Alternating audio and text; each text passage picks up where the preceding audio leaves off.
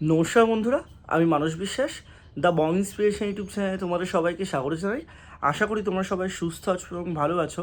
তা ভিডিওর টাইটেল এবং থাম্বনেল দেখে তোমরা বুঝতে পেরেছো আমি কোন বিষয়ে কথা বলবো।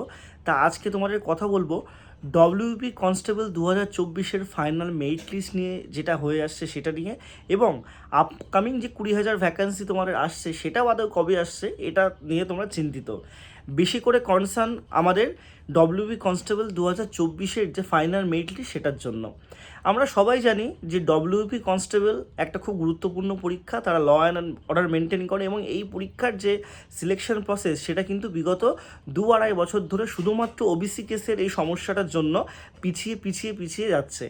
তা সত্যি কথা বলতে এই পরীক্ষাতে আমার প্রচুর স্টুডেন্ট কিন্তু ইনভলভড আছে, এবং পশ্চিমবঙ্গের প্রায় 20,000 প্লাস স্টুডেন্ট কিন্তু যারা মেন পরীক্ষা দিয়ে, বলতে গেলে একটাই তো পরীক্ষা এবার হয়েছে, তা সেই পরীক্ষাটা দেওয়ার পর তারপর তোমাদের মাঠ কমপ্লিট করে ইন্টারভিউ দিয়ে কিন্তু বাড়িতে বসে আছে।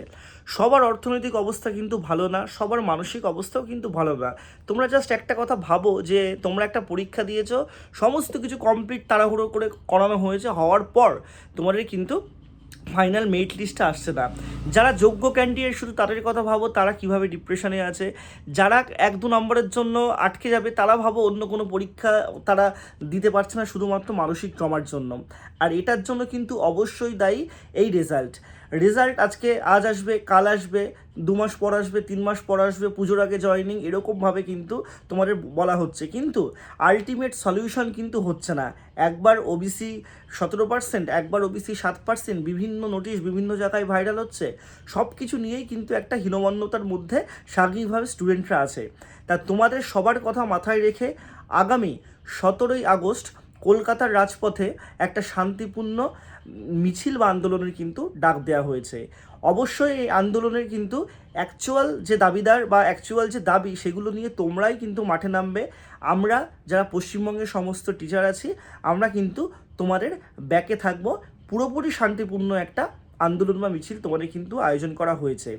পশ্চিমবঙ্গের যে সমস্ত জায়গা থেকে তোমরা ডব্লিউপির ইন্টারভিউ দিয়ে থাকো না কেন, বা যারা ডব্লিউপির নতুন ভ্যাকান্সির জন্য ওয়েট করছো না কেন, আমি ইভেন এটাও বলবো যে কলকাতা পুলিশের পরীক্ষাও যারা দিয়ে রেখে দিয়েছো, তোমরা সবাই পার্টিসিপেট করো। যারা নদিয়ার কৃষ্ণনগর স্টেশন থেকে যাবে, তোমরা আমার সাথে যোগাযোগ করতে পারো, ঠিক আছে? সেই দিন তোমাদের সাথে আমি যাব, আমার সাথে তোমরা যেতে পারো, এবং আমার সাথে তোমরা বাড়ি ফিরতে পারো, কারণ একসাথে গেলে সেটা কিন্তু খুব ভালোভাবে আমি রিভিল করেই দিলাম, ঠিক আছে?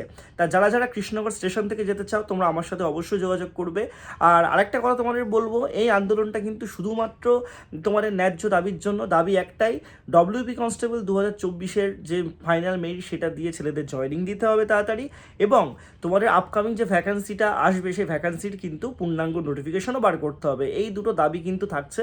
এবং একটা কথা মাথায় রাখো, আমাদের পশ্চিমবঙ্গের অবস্থা এমন হয়ে গেছে যে চাকরির নোটিফিকেশন আনার জন্যও রাস্তায় নামতে হয়, চাকরির যে গতিবিধি সেটাকে বাড়ানোর জন্য রাস্তায় নামতে হয়, এবং চাকরি পাওয়ার আগে পর্যন্ত তোমাদের মানে ফাইনাল মেরিট বার করার জন্যও কিন্তু রাস্তায় নামতে হয়। এটা আমাদের পশ্চিমবঙ্গের সমস্ত চাকরি প্রার্থীদের ক্ষেত্রে, সমস্ত টিচারদের ক্ষেত্রে, সমস্ত মা বাবার ক্ষেত্রে কিন্তু একটা লজ্জার বিষয়, কারণ সমস্ত কিছু আন্দোলনের মাধ্যমে, মিছিলের মাধ্যমেই কিন্তু তোমাদের হয়, না হলে কিন্তু সেটা হয় না। তোমরা দেখো এর আগের যে সার্কামস্ট্যান্সেস হয়েছে সেই অনুযায়ী তোমাদের কিন্তু বলছি।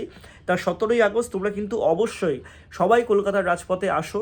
তোমরা জাস্ট আসো, পরীক্ষা তোমরা এতজন দাও, প্রায় 20,000 মানুষ তোমরা বা ছেলে মেয়ে ইন্টারভিউ দিয়েছো, কিন্তু যখনই কোনো আন্দোলনের ডাক হয় বা আন্দোলন ডাকা হয়, মাত্র 500 থেকে 1000 জনও কিন্তু তোমরা যাও না। এটা করলে হবে না, দাবিটা তোমাদের, এবং ঘরে বসে থাকলে হবে না। তোমরা যারা কমেন্ট করো যে দাদা বা স্যার কেন আপনি যান না, বা কেন আপনি ভিডিও করছেন না, কেন করছেন না, এই কেন করছেন না, ওই কেন করছেন না, প্রত্যেক দিন তো একটা ভিডিও দিতে একই রকমভাবে ভালো লাগে না। তা তোমাদেরকে বলবো তোমরা অবশ্যই কিন্তু এই আন্দোলনে আসো, পার্টিসিপেট করো, এবং পার্টিসিপেট করলে ক্ষতি তোমাদের হবে না, তোমাদের বরঞ্চ লাভই হবে। তোমাদের ন্যায্য দাবি তোমরা দিতে পারবে, সেখানে আরও তোমাদের মতো অনেক ছেলে মেয়ে আসবে, তাদের সাথে তোমরা কথা বলতে পারবে। অনেক টিচাররা থাকবে, প্রায় সব টিচাররাই কিন্তু তোমাদের থাকবে, বড় বড় যাদের দেখো, ঠিক আছে? তা তোমরা সবাই কিন্তু দেখতে পাবে, আমিও তোমাদের কিন্তু যাব।